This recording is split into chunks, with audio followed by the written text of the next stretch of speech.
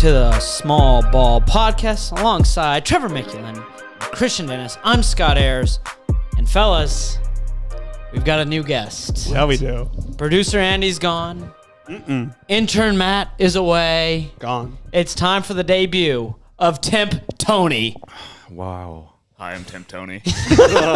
There's no audio effects on his voice. He's just that deep. He's got that romantic of a voice. Well, don't fall in love because I'm gone next week. So, So we've got 1 week of Temp Tony. We found him online. The temp agency down the street, actually. And he said, I can cut audio and video. And we said, perfect. Do you know ball? He goes, I love basketball. It was perfect. Yeah. And that's where we are. So He Temp happened Tony. he happened to go to college with you, and you guys were in the same fraternity and we're roommates. But outside of that, Never met him before. never met him before. He is a temp. Welcome in. Welcome in, Temp Tony. And guys, interesting time to record a show because the in-season tournament just wrapped up. Doesn't matter who won. What matters is the Indiana Pacers finished second in the in-season tournament. Yeah, I would definitely say for the first ever in-season tournament, it was a pretty good success. It was a lot of fun. It made games in November, December interesting. Those guys definitely played those games like there was something on the line, which is just great to see. Definitely a lot of improvement that can be made with the tournament, but to see a team like the Pacers, who's a young up and coming team, make it to that championship is just great for small market and just great for that organization altogether. Before we get into the Pacers, I've been thinking about these questions regarding the tournament, in-season tournament. I'm curious what you guys think. Why? I get like you mentioned, the players were playing for something. It seemed like that fans were interested. Like some of the arenas were hype. But seeing the aftermath, LeBron is partying in the locker room with champagne. And then I just saw Chris Haynes said something about there's going to be a banner raised in Staples Center or crypto.com arena, whatever. I just don't the in-season tournament. What are they playing for? They're playing for literally nothing. $500,000. Right. Aside from that, I just don't. It's not more important than the All-Star game. You know what I mean? Help me understand. Why is this a big deal? The LeBron celebrating in the locker room with the champagne was a little too much for me. I was kind of expecting them all being yeah, we did it. And that was kind of it. And then maybe they dapping up the guys that aren't making a lot of money on the team and, just really celebrating them for getting paid a little extra. But hanging something in the rafters is a little weird to me too. Cause this could easily be something where it's it's not even a thing in a couple years. Yeah. Right. Yeah. The only reason why I see them doing that is hopefully trying to add significance to the in-season tournament. It's hey, this is a big deal. And what do we do for big deals? We pop champagne and we raise a banner. That's the only thing I can think of. The problem is most casual NBA fans or most diehard NBA fans don't see it as this big tournament victory. It's that was pretty cool. Well, one thing that I kind of could compare it to is I actually don't even know if other organizations do it, but I know they do it in Sacramento where they have a banner where it's the division titles they've won. If there's a team that doesn't have a ton of championships or success, that's what the organization so will celebrate. That's where I'm that could be an equal. It's we won our division 2023 and we won our in-season tournament. Yeah, it's the good news is the Lakers don't win anything, so it's if the Lakers win the in-season tournament and they don't win the championship, I'm taking that trade every day. Yeah. Oh yeah. 10 times out of 10. But yeah, it was a result of, hey, LeBron James is still one of the best players in basketball. That Pacers team is still young, but as you mentioned, it's still an awesome achievement for the Indiana Pacers, for a team that we didn't really know what to expect with them, and we've already seen some amazing flashes for who the Pacers can be. Yeah, the spotlight was bright on Tyrese Halliburton this whole weekend. People could not get enough of him. And it was scrolling through social media, that's all people were talking about was Tyrese Halliburton, this and that, which is cool to see a small market team and their star get a lot of shine because he deserves it. He is that good of a player, and he's that good of a personality as well. If you listen to him talk, he's amazing. Yeah, I mean, talk about a player who genuinely loves the game of basketball. Right. Like, he plays with so much joy, and it's contagious. And it makes for exciting basketball, and it makes for, that you want to keep watching him play because it's just like, it's addicting to watch the way he shares the ball. He's very team oriented, unlike some other superstars who are just kind of like score first everything. Cause like he will start the offense, but he'll also get his own buckets. So It's like, he's just a fun player to watch altogether. And what I'll do, too, is I'll play a little devil's advocate because we also saw maybe an issue for the Pacers when it comes to postseason play, and that's playing against physical teams. L.A. is big, they're physical, and they had a lot of issues both on the defensive end and sometimes finding their own shot. That's going to be an issue when in the regular season, guys might play a little bit more lax. You might get a few more friendly whistles. You don't get that in the postseason. And so I know you're going against LeBron James, but there are some other great players in the Eastern Conference, like a Giannis Antetokounmpo, like a Joel Embiid. And so I know for the Pacers, getting to the playoffs is one thing, but you also want to win in the playoffs, and you have to be prepared for teams like the Lakers that kind of expose maybe some issues they'll see down the line. Yeah, so aside from like a locker room speech that's going to fire dudes up to rebound the ball, I don't think if they're going to make an upgrade somewhere that it needs to be with Miles Turner because he's balling this season, and he is a stretch 5 that can defend.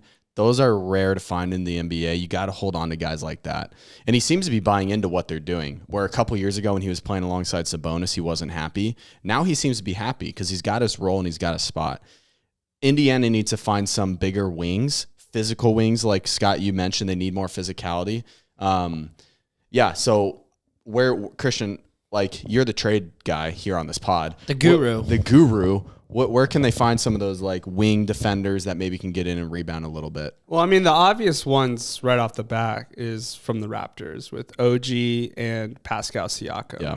I mean, Siakam is a player that everyone's kind of interested to see what's going to happen with him at the deadline because he's most likely the player that's going to get traded. I don't know why Toronto necessarily would want to trade OG. Because he's still like young. He's 26, whereas Siakam's like 29. He's going to be a free agent this year. So like you might as well get something for him.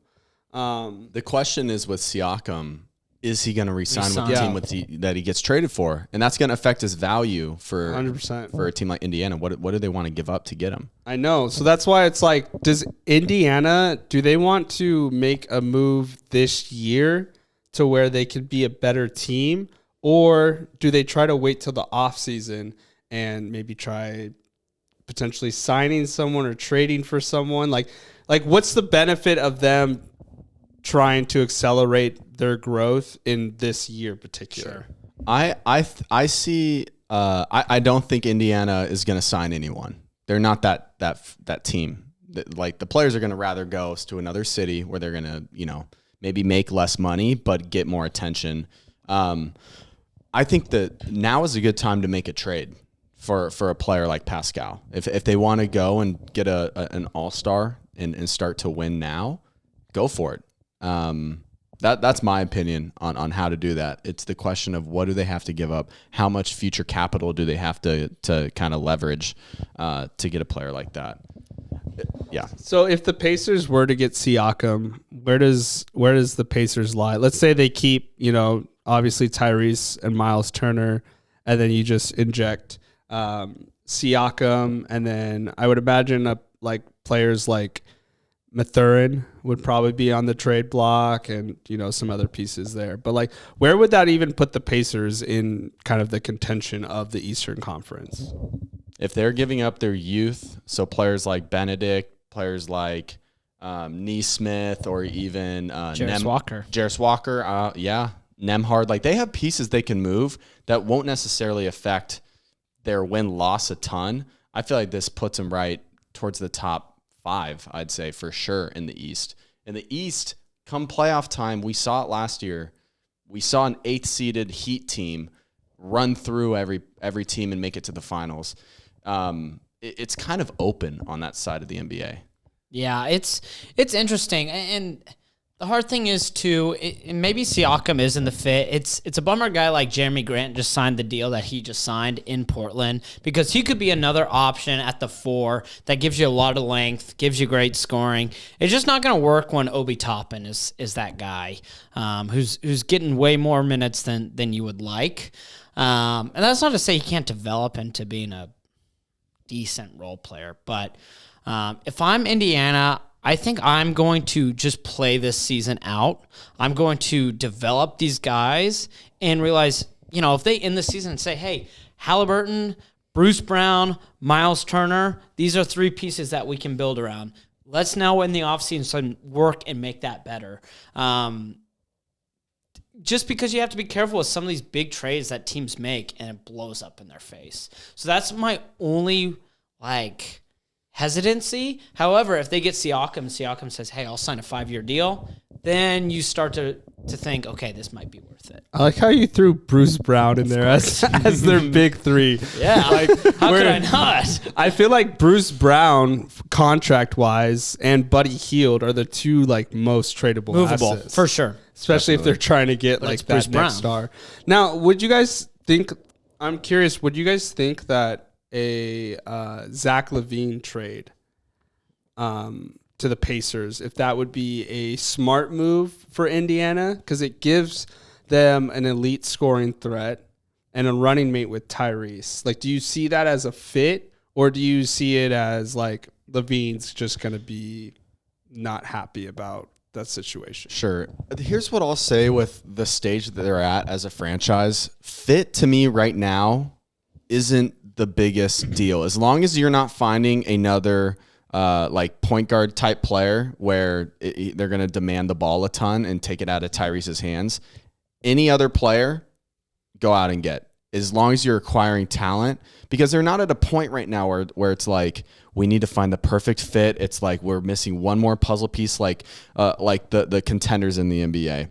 They're at a point where it's we're young and we're winning games. If we get a talented player right now, we can start building something, and then the role players are the puzzle pieces that you try to fit around the core players to make it work. So LaVine, to me, would be a decent fit, I think, and that's a talented player that you can add to the franchise. That's my take on that. Yeah, I actually do like that take. LaVine specifically, I think we talked about actually last episode. I'd rather see him in Orlando. I think that would be a better fit than maybe the fit in Indiana. LaVine, I just feel so hot and cold because he will have games where he is so dominant and then games where he doesn't show up. So and maybe with Hallie, that takes some of the load off of him and just the poor front office in Chicago. I don't know. But he isn't a name that necessarily wows or moves me. Siakam, we've seen him contribute to a championship team. And I get it. They had Kawhi. They had some other good pieces. But LaVine, we haven't seen him contribute anything where you're this guy is a huge difference maker.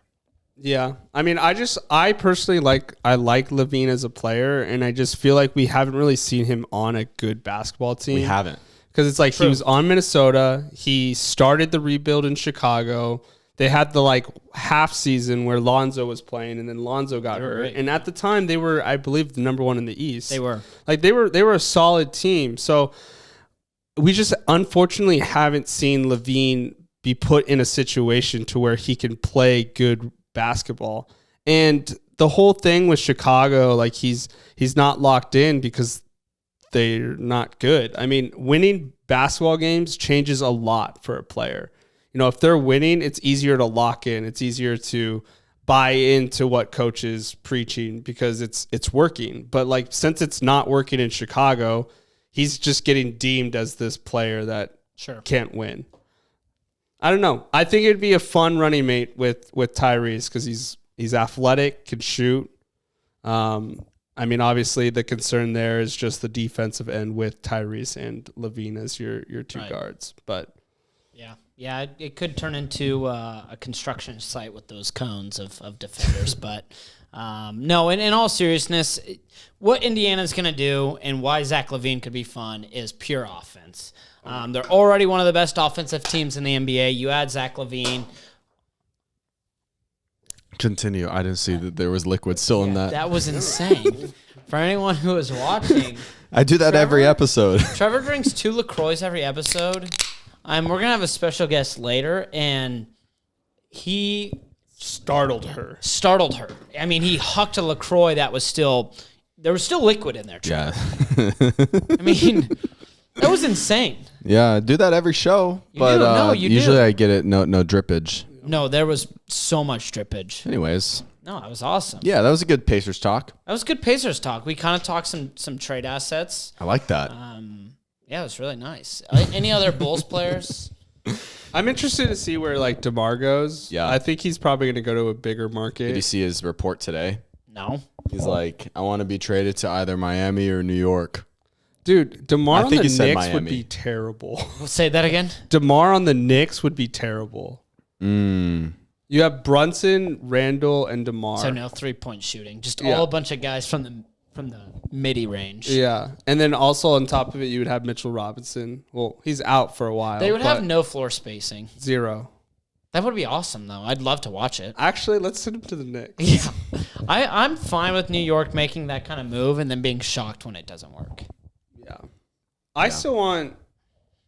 I low-key now kind of want Donovan Mitchell to go to the Knicks. But Shut up, dude. I don't know. It'd be kind of fun. You're lucky Andy isn't here. Gosh, man. What we are anti-big market. I know. Makes me sick. I that know. idea. Because he's so good.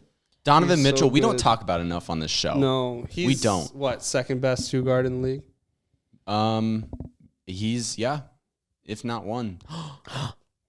He's Whoa. up there. You could. There's either him or definitely. Book. Yeah, it's definitely an argument. I mean, Book is always hurt, so it's like best ability is availability. I like that. Oh, I like It's a bar. Yeah, Donovan Mitchell's so consistent. And, yeah, He's such a dog. That's another He is. player that I just like. I want to see in the right situation. Not like Utah. He was good. The team was good. Mm-hmm. Cleveland, they're good, but I think he needs to be next to like a bigger guard who's more defensive minded. Dude, I feel like I preach this every other week. I'm so sick of these 2-guard lineups that he's on. It was him and Mike Conley, both ball dominant guys, Small too. and small guards, and now it's him and Darius Garland. People don't realize Donovan Mitchell's like 6'1". Mm-hmm. He's not like Yeah. he's like 6'4", 6'5". Like he's small. Yeah. It doesn't work. And Garland is a ball dominant, pass first guard, but still ball dominant. It just I hate it. So if he went to New York, the good news is he'd still be in a 2-guard ball dominant backcourt. Yeah, Brunson's like 6'1" as well. Yeah. I don't even know who to pair him up with. Like, I mean, when I think of big guards, the first person I think of is SGA. Right. But it's like he's ball dominant though, so it's like, would that even be a good pairing? I don't know.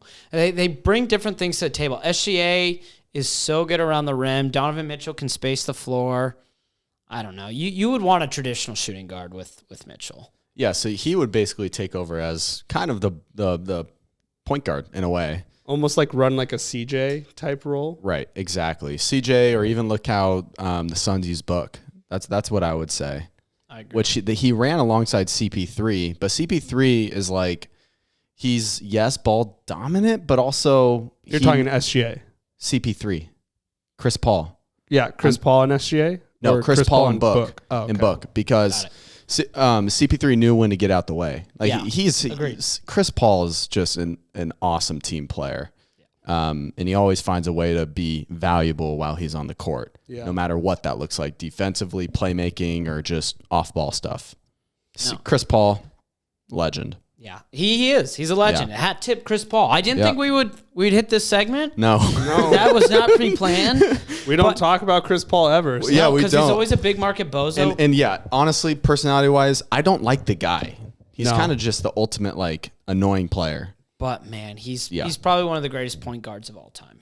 Yes, for sure. Which also, is crazy. Speaking of one of the greatest of all time, breaking news. Whoa. Lance Stevenson. Whoa. Is just signed a 10-day or something with the Timberwolves G League affiliate team, the Iowa Wolves. Oh, Lance Stevenson. That is good. That is good for the NBA. That's The good. Wolves also have a roster spot open. So No. get them into the system. He's gonna be. Coming home. Shout out to Troy Brown Jr. playing really well for the Wolves right now. Yeah. Just thought I'd shout him out. The Wolves are nice. Yeah. Let's talk about the Wolves. Yeah, Let's do talk, it. Let's talk some Wolves. Let's talk. Cat. I don't think Wolves make that sound. Yes, they do. Yes, they do. No, they don't. Yes. They just Out in the wild when they're they just gnawing- They just when- howl and moan. What? What? And then what would a moan from a wolf sound like? What? That's the two sounds a wolf makes. Wow. And gnaw. And they gnaw. They when they're gnawing on the Hawks. Oh, Ooh. that's really. Is that who they play tonight? Yeah. Just kidding. I don't know. They probably do gnaw on the Hawks. Yeah, though. they do. I mean, the Timberwolves power rankings came out. Timberwolves are number 1 in the power rankings. And it's kind of crazy to see. Like we expected the Wolves to be good, but I don't know if we expected them to be this good this year. Here's the thing, man. I mean, a couple weeks ago was Orlando sitting at number 1 for the defensive rating. Right now, it's Minnesota. They have the best defense in the NBA. And Rudy Gobert. I mean, that trade is looking better and better for Minnesota. And you have to feel happy for them because last year everyone was bagging on Tim Connelly. They were bagging on Rudy Gobert. Yep. Worst trade in NBA history. And now it's starting to turn out, oh, wait, this is a defensive nightmare for just about every team in the NBA. They are playing amazing basketball, and that defensive rating, I don't really see that changing. I see Minnesota finishing as a top 2, top 3 defensive team in the NBA. I mean, they just have so many good defenders. Jaden McDaniels could be an All-NBA defender. 23 years old. He's 23. Stud. Yeah, I mean, this team is built to be very scary in the West. Nas Reed. Stud. Dog. What's honestly like kind of crazy too is you guys just mentioned Jaden McDaniels, and he's been out for a while. He's been out for the last like 2 weeks, 3 weeks. So it's like the fact that they're number 1 in defensive rating, they don't have their probably second, maybe even arguably first best defensive player is kind of nuts. It's going to be interesting to see because I also think Ant's hurt right now. So it's going to be intriguing to see how they kind of continue their run. See if Cat steps up. It's kitty cat time. It's kitten time. I hear a lot I hear a lot of purring in Minnesota these days. With the howling, purring and howling. Purring, howling, and moaning, all in the city of Minneapolis. There's just so many animals in Minnesota. That's good. Ant. Another animal. Insect. What noise do ants make?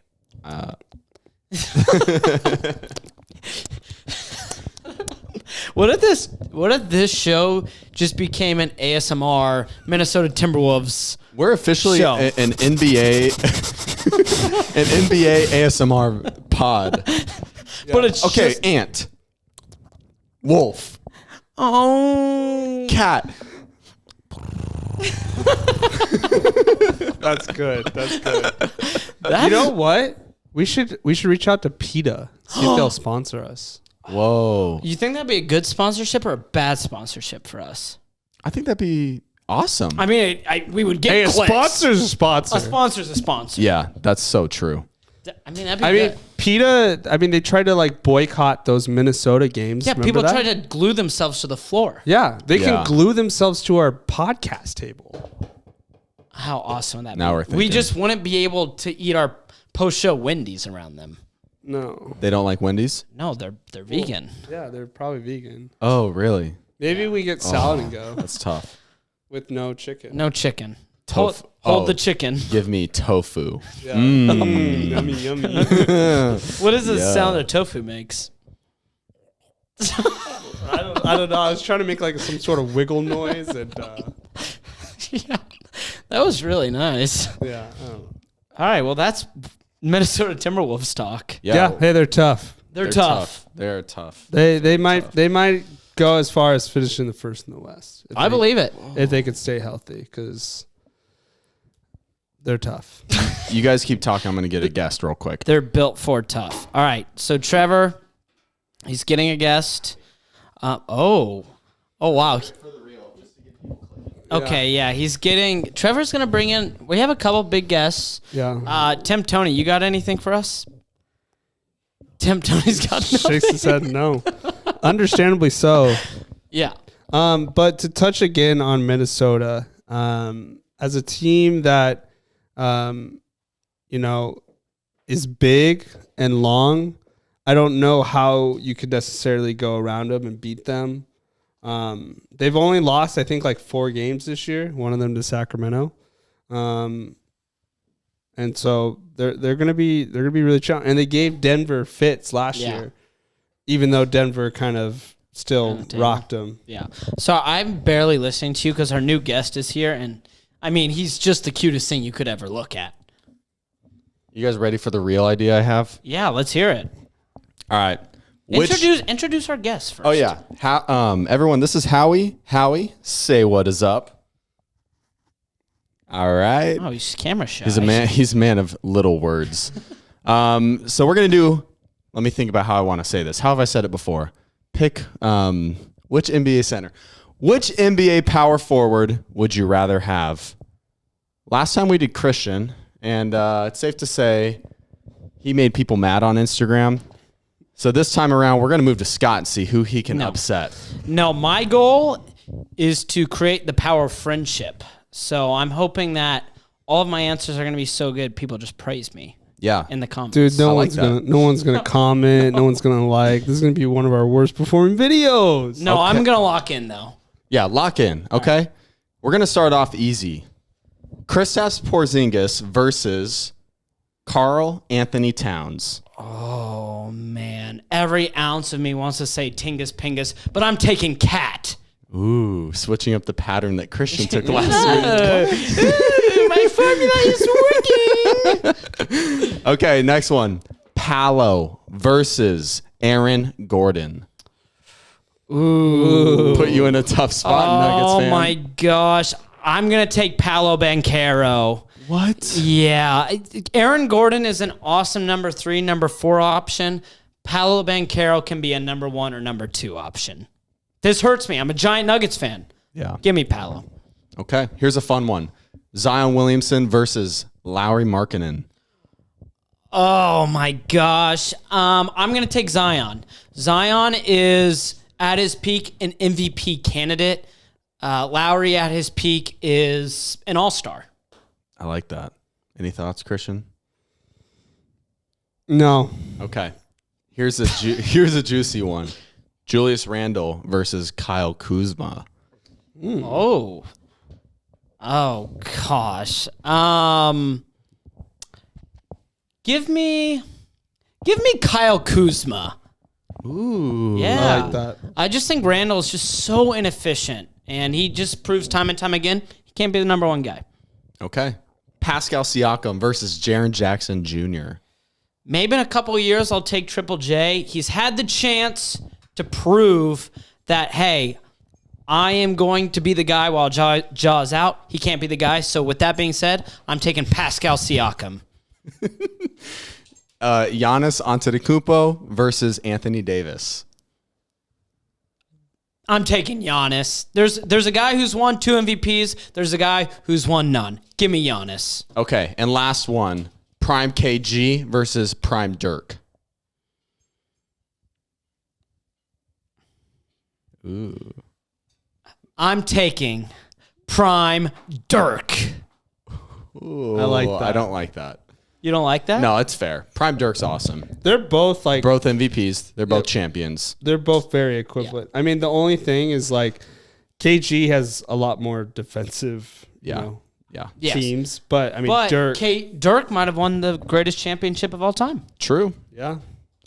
I mean, he It's a took hot take, but It's it a is hot- true. His was more impressive. Yeah. So With that, I'll just. I couldn't even tell you another player who was Tyson Chandler on that team. Jason Kidd, Jason Terry, Sean Marion. Yeah, like those are just names. Other than Jay Kidd. Who's on Kevin Garnett's team? Ray Allen, Paul Pierce, Rajon Rondo, Eddie House, Kendrick Perkins. He's on ESPN. Tony Allen. I think he was on that team. Oh, we're pausing. Okay. Yep. Classic. Battery? No, it's apparently only lets me record for a certain amount of time. Just go back like 3 minutes, just in case. Okay. I'm super paying attention. Yeah. That's okay. Should we redo the reel then? I don't think it was that long. Here, you know what? I'll check. Yeah, let's check. Let's check. So this is actually a good moment for our Spotify listeners. This is why we rock with the Spotify people. And Apple Music. And Apple Music. It's because when our camera goes out, the audio is still flowing. Yeah, this is just raw podcasting right now. Yeah. Yep, this is. And you know what? Like, YouTube and those people who watch stuff, they're not going to get any of this. No, this is raw wolfing this podcast right now. Yeah. Yep. This is nice. Yeah. All right. So no one on YouTube's going to get this. Give us your best. Give us your best. Howl, but what did you call it again? Howl and a moan? Yeah. Oh. What is a wolf making that noise? Yeah. they howl and they moan. So after they kill their prey, they go, oh.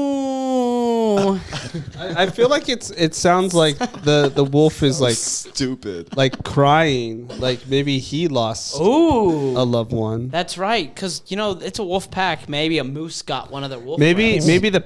the wolf in the pack becomes like a lone wolf, and so he's just like he's alone. If people get through this part of the pod, and so you get a text about like the next segment when Janelle hops on. That will be amazing. Truly, this is a crap show. Bruh, greater than what LeBron James did with that Cleveland title. If anyone gets it past the Moaning Wolf segment, they have done amazing things. Proud of you. Hey, shout out Miles Turner. He loves Legos. Shout out Miles Turner. He doesn't play with Legos. He builds them. He doesn't play with them. He builds them. Shout out to Landon. And his favorite player, Miles Turner. He asked me to talk about him. We already did. But I want to make sure that people know Landon likes Miles Turner. Oh, that's really good. That's for you, Lando. That's for you, Lando. Yeah. You got anyone who has a favorite player? No, I just want to say, just give another shout out to Goga Badatse from Orlando. I like what you're doing over there. And I just think that, chose Pascal. That was the last thing I got. Oh, you got Pascal. Yeah. All right. Said something. Sorry. All right, we have to redo a little segment. So just the end of it though. You heard Scott say Pascal? Yeah. So Scott chose his guy. Got you. All right, we're back on this, and we're going to continue. Yeah. Oh, nice. Yeah, you like that? Yeah, that's really good. Giannis versus AD, Anthony Davis. No brainer. Give me the guy who's won 2 MVPs. I want Giannis. Ooh, he's coming in spicy with this second go round. Yeah. Okay. Lastly, prime Kevin Garnett versus prime Dirk Nowitzki. Here, let me say that again because people made fun of me when I said Nowitzki on another one. Iguodala. Prime KG versus prime Dirk. Yeah, this is a no-brainer. Give me Dirk. It's not a no-brainer, but good pick. You like that? I like that. I like that a lot. It is time. All right. Now, this is a segment, like we said, if you've made it this far in the pod, you deserve probably any donation to any charity if you're choosing. But this segment that we're going into might be a hit for the future. Christian, do you want to introduce this segment? Yeah, so I'm sitting on the couch with my beautiful wife, Janelle, and she starts asking me questions about basketball. And I just have to say, these questions blew my mind away. And I said, we need to get you on the podcast so that you can ask these questions to the boys and I, because this is amazing. So we're going to start a segment. It is a working title, but it's as of right now called Talking Ball with Chicks.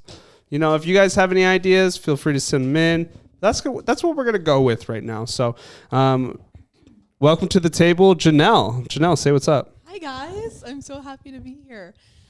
You're a return guest, by the way. Yes, this is my second time on the pod. Not many people get to say that. No. Remember her last time she was here? It was the outdoor pod. Yeah, it was awesome. I was sweating and really nervous. We got one of the best clips ever for the show. Is anyone else sweating? No one raises their I'm hand. not sweating today. Good. We chose the winter time to bring you back. Mm-hmm. Intentional. Okay, I would just like to start off by saying I know ball. Okay, I know basketball. So these questions sometimes are just more of the logistics of things that don't make sense to me. So I'm going to start off by asking my question. I have 5. And you guys can all answer them. One of you can answer whatever your heart desires. Are you ready?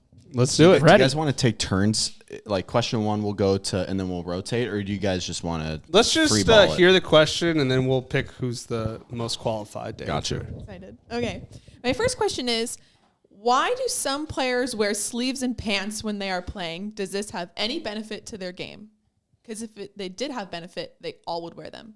But why do they wear pants and sleeves? Like the tight ones. She's talking about shooting sleeves and tights. Yeah. Not the basketball shorts. No. Okay. I feel like it's the same reason why some people like firm pillows when they sleep, and some people like soft pillows. Some people like soft mattresses when they sleep. Some people like hard mattresses. It's all preference and comfort. And mentality as well. It's like superstition. That's my take. I don't know where you were going with that analogy. That didn't make any sense to me. I'm more confused. It's all about comfort.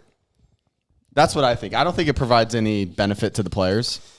I think it just adds a little swagger to their game, makes them feel a little cool. So where they just can kind of go into the game feeling confident.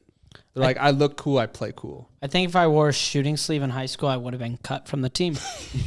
So there's your answer. Or drop 30 each night. Oh, I would have scored a lot. People would know you're a shooter if you're wearing a sleeve. If I see, that is one thing. If I see someone wearing a shooting sleeve, I'm like, this guy is going to make a lot of shots. See, I think the opposite. I think who is this guy? We're playing pickup 5s in the rec. Get out of here with a shooting sleeve and headband. Thank you. Okay, my second question. Do coaches actually matter in a game, or is it the player's skill? Like, give me a percentage for both, because normally, like, the players are really good at playing. Like, they score. You know, like, they're the ones that are doing the work on the court. Yeah. Does the coaches' say have anything to do with them winning? Also, follow-up question to that, how do they hear in timeouts? There is music blasting. And it is a loud arena. Do they hear anything the coach says? Yeah, so I do think that coaching matters. Funny enough, I was on Twitter and I was scrolling through, and Mike Brown said, he wanted to give 2 shout outs to his assistant coaches, Luke Laux and Doug Christie, because in the game on Friday against the Suns, Luke suggested they do a box and 1 defense on Book, which kind of helps slow Book down. And then 2, Doug Christie recommended that they run this offensive play for Fox to kind of get him going. And that's what kind of started Fox's run, where he, scored, I think, 21 or 23 in the fourth quarter. So those little in-game adjustments is what helps the players kind of get that edge over the other team that they're playing against. For the timeout thing, I don't know. I don't think they can hear anything. No, I mean, there's great examples. I'll use Mike Malone as an example of coaches losing their voice because if they don't scream, no one can hear them. But I think a great example is Will Hardy of the Utah Jazz being able to coach up a bunch of guys that really had no business being in playoff contention last year. That's a good example of why having a coach can make a difference.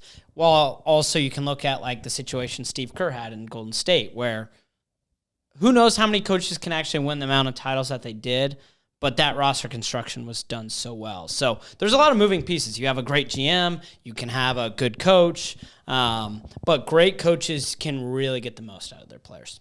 You mentioning Steve Kerr reminded me of when he had that surgery and he goes out and then Luke Walton coached them to like 20 wins in a row.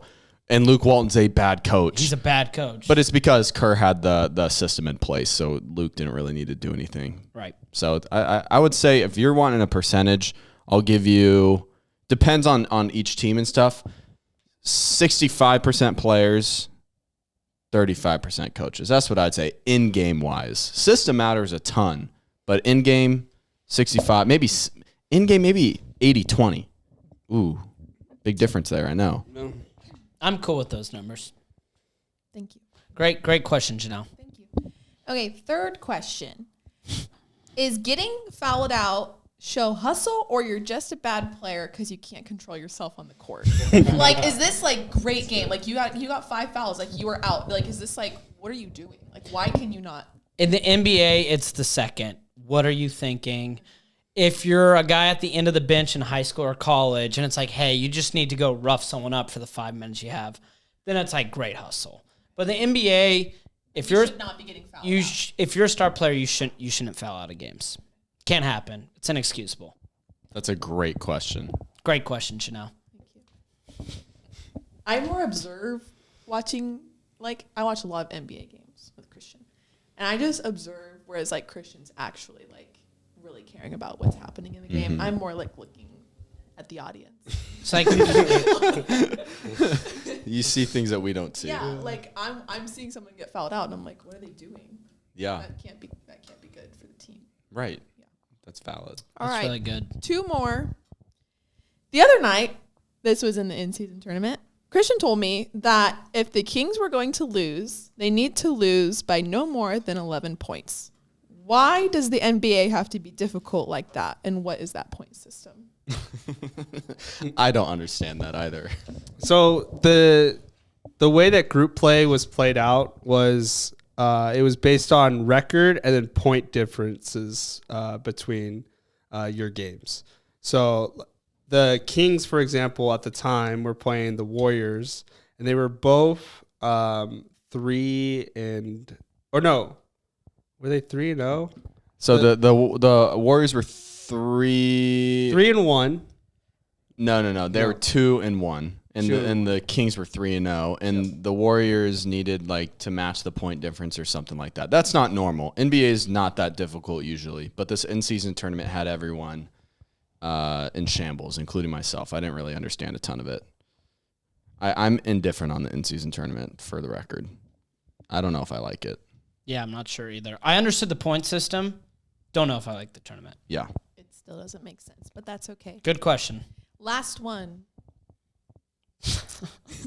Is it better to be tall and slow as an NBA player, or short and fast? And who is more valuable on the court?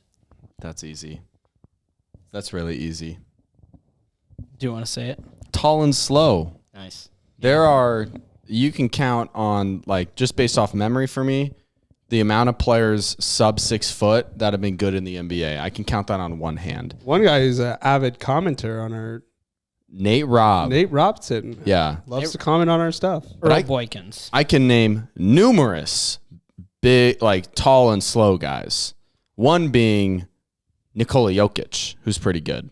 He's very good. There's lots of big, slow guys. Well, the first person that came to my head was Brooke Lopez. Yeah. And the way he leads the league in blocks. So it's like, for a guy who's 7 foot, doesn't really move that well, he still gets a lot of block shots. So it's definitely better to be big and slow than to be short and fast. What about big and dumb? Or short and smart. Yeah, big and dumb versus short and smart. You ever think So of that? maybe a big and dumb could be like Be careful a here. JaVale McGee, Big and dumb. early JaVale McGee, Yeah. and then a smart and Short short and smart. would be like Chris Paul. That's not fair. Why? Why? That's not fair at all. Chris Paul is small. No, but if we're going to say big and dumb and you're going to say Chris Paul is like the guy, then a more, Kendrick Perkins. I was going to say, dumb. I don't think this person reposted one of our videos once. I don't think he's dumb, but if we're gonna say dumb, Shaq. Shaq has his doctorate's degree. That man's not I dumb. know. What about here? How about this one? This one might be better. Kevin Garnett. There's rumors out there he can't read. That's a thing. I actually don't know that, but I don't think that's. you know, true. he came straight out of high school. KG's smart. He's had some great takes recently It's on his different pod. smart. I guess it Then depends we're on what talking- kind of smart We're talking dumb. Kendrick Perkins, dumb. Big and dumb. Yeah. That's big but and you dumb. can't say Chris Paul. He's smart. No, I could give you another less skilled smart point guard, and he's gonna suck. Mike John Conley? Stockton. No, I'll say T.J. McConnell. That dude's smart. Okay, but would you rather have T.J. McConnell or Kendrick Perkins? One of them has an NBA championship. Okay. Oh, I don't remember Kendrick Perkins being the reason why they won that championship. And started for them. So yeah, was make just sure. on a Yeah, better fact team. check me. No, he won it. I just want to see what stats he had. Yeah, that year. 08. Yep. These are going to be really good stats. Yeah. These are great questions, Janelle. Yeah, these are great. Oh, he actually went off in the finals. He had 8 one game He went feasto mode. He went 8 and 6 with 3 3 steals and 2 blocks that game. That's a solid game. I was literally looking at his minutes, and I was like, damn, he had 28? Yeah.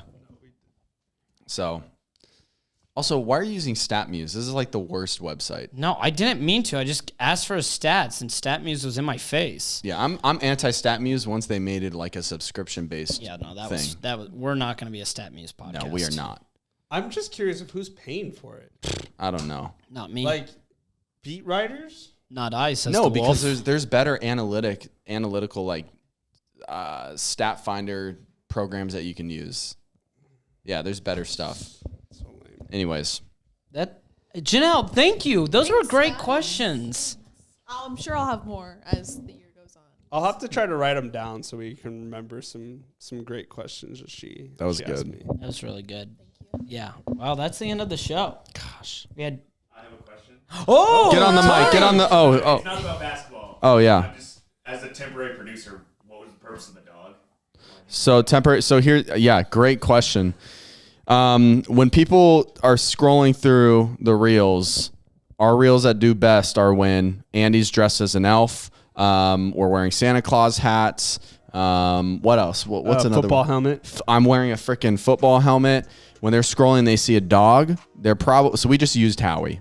Yeah. We used Howie for his dog yeah. body. Keeping the lights For his on. cuteness. That video now is gonna get thousands of views thanks to Howard, your dog. Howard the dog. Yeah.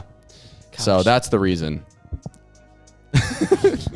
It's all marketing. It's all marketing on small ball. Yeah. Yeah. Well, for Tim, Tony, Janelle, I didn't have a. You didn't have a I name? didn't have a name for Jester Janelle. For Jolly Janelle, Tanning Trevor, and Calm Christian, I'm Super Scott. We say so long for now. We will see you next week.